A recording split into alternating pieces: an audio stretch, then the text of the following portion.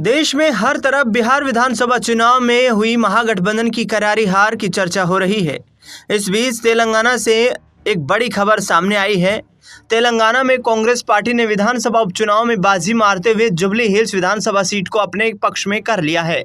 दरअसल कांग्रेस पार्टी ने इस विधानसभा सीट से नवीन यादव को चुनावी मैदान में उतारा और नवीन यादव ने बीआरएस का किला ध्वस्त करते हुए इस सीट को कांग्रेस के खाते में डालने का काम किया। बता दें आपको कि बिहार की राजनीति से इतर ये विधायक लगातार चर्चा में इसलिए बने हुए हैं क्योंकि नवीन यादव ने एआईएमआईएम चीफ असदुद्दीन अवैसी के स्थानीय सपोर्ट के दम पर शानदार जीत हासिल की है। नवीन यादव कांग्रेस पार्टी के टिकट पर चुनाव लड़ रहे थे। इस इलेक्शन में उन्हें बीआरएस से सीधी टक्कर मिल रही थी। बता दें आपको कि जीत मिलने के बाद कांग्रेस पार्टी के विधायक नवीन यादव असदुद्दीन ओवैसी के पास उनका आभार व्यक्त करने पहुंचे, जहां पर उन्होंने पैर छूकर ओवैसी का आशीर्वाद लिया। जुबली हिल्स सीट और नवीन यादव दोनों की कहानी राजनीति में सेटिंग और नए समीकरणों के बनने की कहानी है। दरअसल बता दें आपको कि जुबली हिल्स सीट 3 टर्म से कांग्रेस के खाते में नहीं आई थी। 2023 के विधानसभा चुनाव में इस सीट पर कांग्रेस पार्टी के पूर्व क्रिकेटर अजहरुद्दीन को चुनावी मैदान में उतारा गया था, लेकिन मोहम्मद अजहरुद्दीन को इस सीट पर करारी शिकस्त का सामना करना पड़ा था। बता दें आपको कि इस सीट पर 2014 से ही मंगती गोपीनाथ विधायक के रूप में चुनते हुए आ रहे थे। 2023 में अजहरुद्दीन के मुकाबले मंगती गोपीनाथ ही थे जिन्होंने यहां अजहरुद्दीन को करारी शिकस्त दी थी और करीब 15,000 वोटों से हरा दिया था। बता दें आपको कि 2023 के विधानसभा चुनाव में इस सीट पर एआईएमआईएम ने भी अपने कैंडिडेट उतारे थे, लेकिन उसे सिर्फ 7,848 वोट ही मिले। बता दें आपको कि यह उपचुनाव पूर्व विधायक मंगती गोपीनाथ की असामयिक मृत्यु के कारण हुआ है। बीआरएस ने मंगती गोपीनाथ के करीबी मंगती सुनीता को चुनावी उम्मीदवार बनाया था, लेकिन जिस तरीके से असदुद्दीन ओवैसी ने कांग्रेस पार्टी का इस विधानसभा सीट पर समर्थन किया और जिसके चलते कांग्रेस पार्टी ने इस सीट पर बाजी मार ली।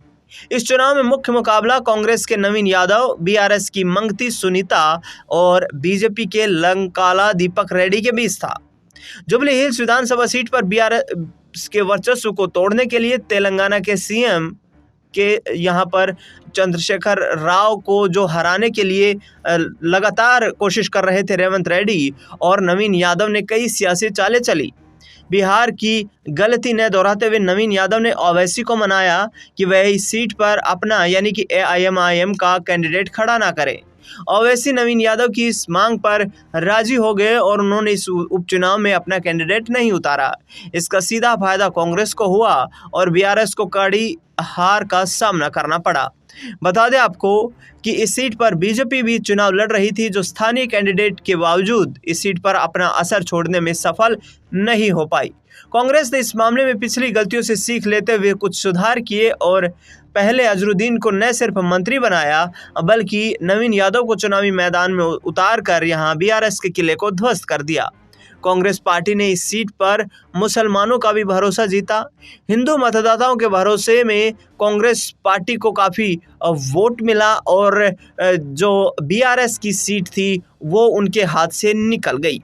दरअसल बता दें आपको कि इस विधानसभा उपचुनाव में नवीन यादव को 24,729 वोटों से जीत हासिल हुई।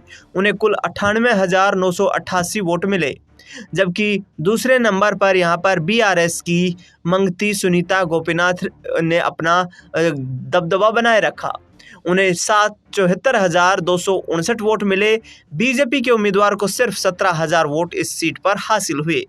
बता दें आपको कि आपने तस्वीरों में जिस तरीके से देखा कि ओवैसी से मिलने के बाद नवीन यादव ने उनका आशीर्वाद लिया और नवीन यादव ने कहा कि जुबली हिल्स विधानसभा सीट के लोगों की कोई भी समस्या होगी उसका समाधान करने के लिए निस्वार्थ भाव से तत्पर दिखाई देंगे। देखना दिलचस्प ये होगा कि किस तरीके से अब आगे आने वाले वक्त में तेलंगाना में कांग्रेस पार्टी बीआरएस को चुनौती देते हुए अपना गढ़ मजबूत कर पाती है। फिलहाल के लिए इस खास रिपोर्ट में इतना ही।